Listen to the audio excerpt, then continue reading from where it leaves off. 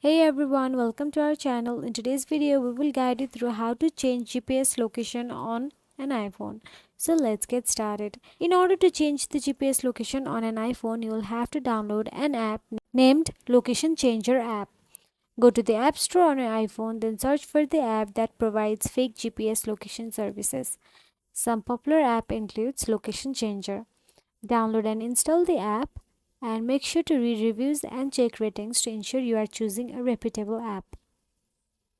After installing the app, launch it and follow any setup instructions provided by the app, which may include granting location access permissions.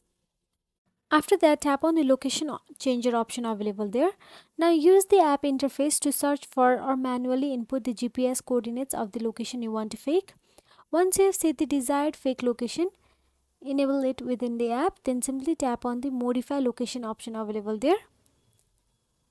So that's it. If you found this video helpful, please like, share and subscribe our channel, and thank you so much for watching.